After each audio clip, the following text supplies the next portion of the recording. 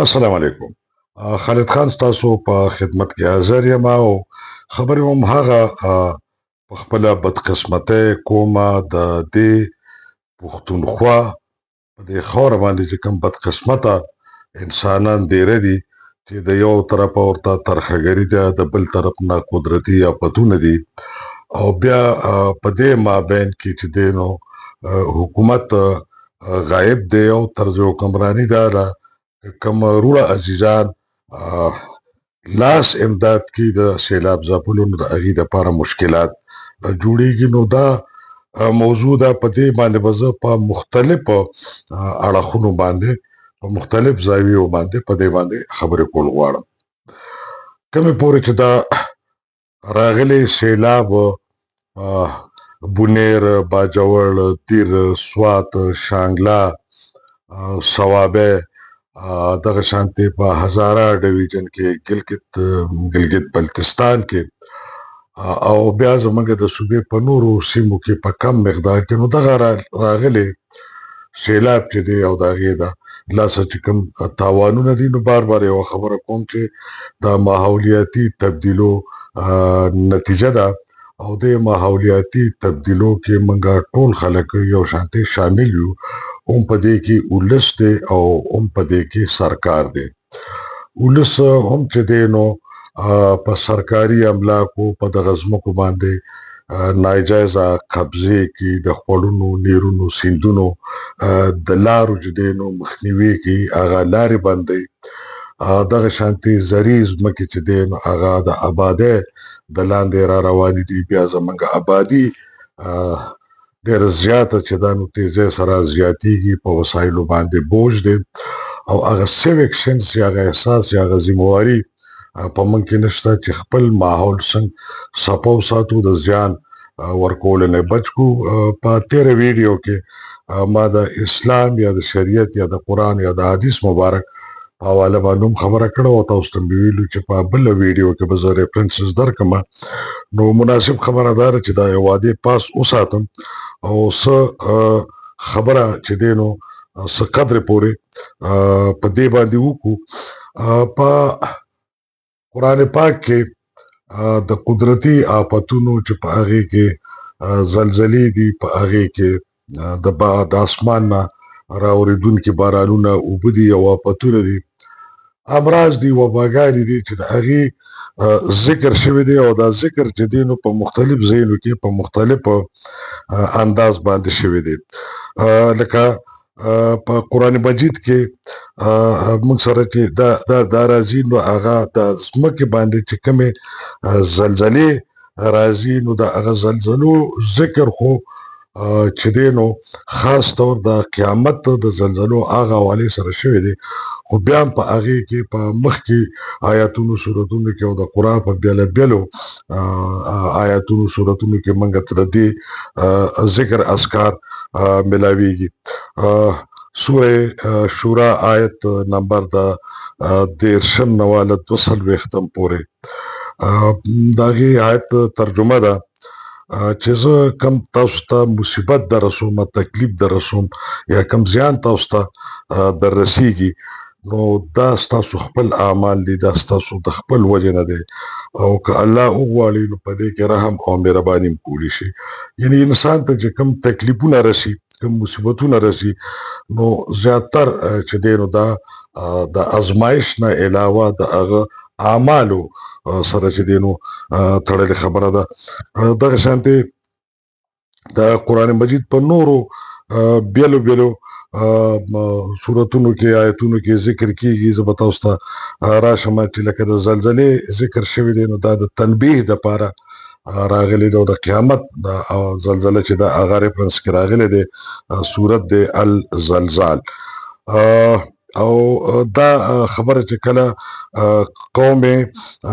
سمود سره خبره کیږي نو بیا هغلته د عذاب په حواله چې کله قوم سمود سره خبره کیږي نو سوره الاعراف ته او د ازمایش په حواله باندې چې خبره کیږي نو سوره شورا ده. په دې بیا دغه شانتې العنکبوت 40 نمبر آیت چې دی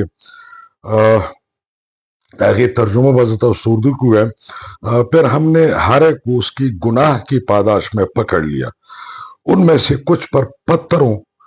की बारिश बरसाई, कुछ को सख्त आवाज चिंगार ने आ लिया, कुछ को जमीन में दनसा लिया। द आजमाइश او عذاب په حواله چې دینو دا دینو دا خو یو څو مختصر ما تاسو ته دا ریفرنسز درک که تاسو بیا لاړ شئ حدیث مبارک ته د نور اسلامي لټریچر ته راشئ یا د قرآن تفصیل ته راشئ، نو زه به درته اوس په خپلو ساده ټکو کې چې ازمایش هم دی، اعمال هم دي، او یو هغه چې دی نو یو تنبیه چې ده متنبه کوي. څنګه چې ما پرون هم خبره کړې وه، اوس دا اعمال چې دی نو دا تاسو لږ د دې عباداتو د دې مونځ اودس نه د فرایضو نه لږ راوباسئ او دا سماجي رویو ته کې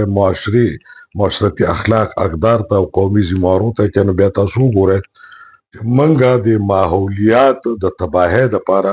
هر سړی څومره ذموار یو. بهرحال څه چې الله ته منظوره وه، څه چې زموږ اعمالو یو نقصان وشو، نقصان لا روان دی، ملک کې خورېږي. تاسو وګورئ چې په کراچۍ کې کومه تباهي وشوه، نو هغه په څومره لږ وخت کې څومره لوی تباهي وشوه. نو د دې ټولو تباهیانو په شا باندې چرته چې د ولس کراچۍ کې هم کم و بیش دغه حالات دي چې د اوبو لارې بندې شوي دي، ناجایز تجاوزات دي، تعمیرات دي، په ځمکو قبضې دي، او دا ټول زورور خلک کې او زورور خلکو کې چې کوم سیاسي جماعتونو دا مشران دي یا دا منتخب خلک دي په پارلیمنت کې یا ناس یا د سیاسي طاقت چې کوم خلک لري، او ورسره بیا چې دی نو زمونږ بیروکراسي وي، او بیا ظاهره ده چې یو پوره د اشرافي حکومت او د حکومت ټولې مټې او ټولې ادارې سره د عدلیه د زورورو خلکو سره. نو دا خو یو خو زمونږ د انسانانو دغه خپل اعمال دي، هم د خواصو او هم د عوامو. خو دې سره تاسو ته په ملک کې د هغه څه ته چې هغه ناقص منصوبه‌بندي وي او څه ته چې د حکومت عدم موجودګي وي یا کم هغه ذهانت هغه ویژن چې خلکو سره نه وي، هغه افسر دی او هغه وزیر دی، نو دا د هغې صورتحال جوړېږي. خو اوس به راشو د خپلو خبرو ته. د پاکستان تحریک انصاف صوبایي حکومت ډېر افسوسناک فیصله وکړه کله چې د باجوړ ډیپټي کمشنر دا یو حکمنامه جاری کړه چې هیڅ فرد او هیڅ فلاحي خیراتي اداره به په بونیر کې سیلاب ځپلو سره نیغ په نیغه امداد نه کوي، او څوک چې کم امداد کول غواړي هغه به حکومت ته حواله کوي، او د حکومت چې کم خلک غوره کړي دي نو هغه به هغه خلکو ته به هغه امداد ورکوي او هغه به تقسیمېږي. دغه خلک دي چې پاکستان تحریک انصاف سره وابسته دي، د حکومت سره وابسته دي. یعنی د حکومت خپل د ریسکیو ګاډي چې کله په اسلام آباد د عمران خان د خلاصولو دپاره حمله شوې وه، د ریسکیو 1122 ګاډي او اوزار سامان الیمین ګنډاپور صاحب اسلام آباد حملې لپاره ځان سره بوتلی وو، هغلته هغه د پنجاب او اسلام آباد پولیس نیولی دی، نو هغه اوسه پورې هغلته ولاړ دی. نو د ریسکیو صورتحال خدا دی چې د ریسکیو د ګاډو کمی دی، په ریسکیو کې د هیومن ریسورس د سټاف کمی دی. دغه شانتې دغه علاقو کې بجلی نه ده بحال، ټلیفون نه دی بحال، روډونه نه دي بحال، هلته رسېدل ګران دي. حکومت برای نام چې دی نو سرګرمۍ کېږي، خو بیا بدقسمتي دا ده چې د وفاق نه د نورو صوبو نه یا د قام په کچ باندې چې کم خیراتي ادارې دي د هغې د طرف نه فلاحي ادارې دي هم پښتنو سره سمداد ونه شو. خو که دلته په پښتنو کې خپله یو ورورولي او غیرت یو احساس دی او هر سړی پاڅېدلی دی، هغې ته مشکلات چې دی نو هغه جوړېږي. دغه خرڅه ابلاغ عامه میډیا په اشرافي په حکومت باندې،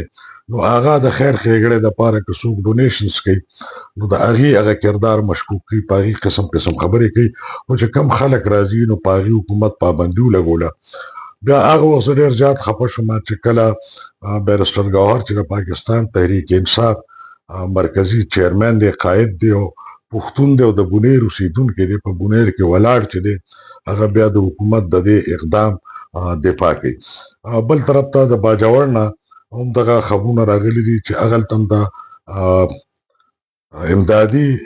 کوم سرګرمۍ چې دي نو په هغې کې ډېرې لویې غلاګانې روانې دي د انتظامیې د حکومت په کچه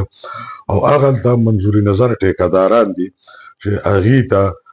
د خوراکي موادو د خوراک کار حواله کېږي او ځینې داسې ویډیوز په سوشل میډیا راغلي دي زموږ نمایندګان صحافیان ملګري هم د هغه ځای نه خبرونه رالیږي چې هغلته یې هم د ولس نه او د فلاحي ادارو نه د اختیار اخیستی دی نو په یو پتیله ما پرون کتلې وه داسې لږه غټه پتیله وه چې په هغې کې سپینې وریجې وې او زما په خیال باندې 2 کیلو وریجې کچومې وریجې چې 2 کیلو پخې شي او د هغې نه څومره جوړېږي دومره به وې سپینې وریجې وې او د هغې د پاسه تقریبا کیلو یا یو نیم کیلو الو چې دی یشېدلی اپ یې د پاسه پروت او د انتظامیې د باجوړ لخوا چې کوم هغه ویش کوونکي دي هغې ته دا حکمنامه راغلې وه چې دا د 1100 خلکو خوراک دی د 1100 خلکو خوراک چې دی نو زما په خیال په مشکله د 15 خلکو خوراک به و چې هغې مړه ګېډه هم نه مناسب هم خوړه نو د 15 خلکو خوراک به و چې دا د 1100 خلکو خوراک دی نو یو خوا حکومت د طرفه پابندي ولګېده په خیر خیرات په کارونو د بل طرف نه چغې دا وایي چې موږ سره د وسایلو کمې نشته بلکې بیرسټر ګوهر وایي چې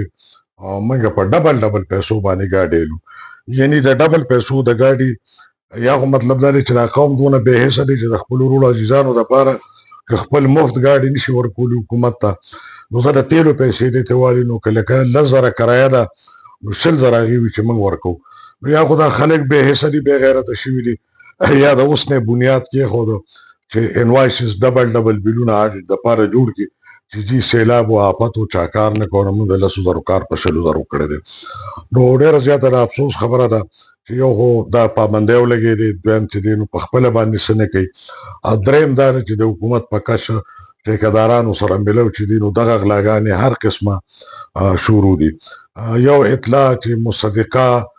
لا زما په حواله په ډېرو ذرایعو نه ده تصدیق شوې خو بیا هم د ډېر حده پورې ټیک ښکاري چې سعودي عرب واحد یو دولت دی چې هغې تقریبا 10 لکه امریکي ډالر چې دی نو سیلاب زدګانو ته چې دی نو هغه عطیه کړي دي نو دا د سعودي عرب نه یو ړومبی امداد دی چې د سرکار په کچ د دې کنفرمیشن نه دی شوی نو د سعودي حکومت د طرف نه خو آزاد میډیا ذرایع وایي چې 10 لکه ډالر امداد چې دی نو د سعودي حکومت هغه منظور کړ د پښتونخوا د خلکو لپاره بل اړخ ته وزیر اعظم یا محمد شهباز شریف او فیلډ مارشل جنرال عاصم منیر صاحب نن چې دا نو دوره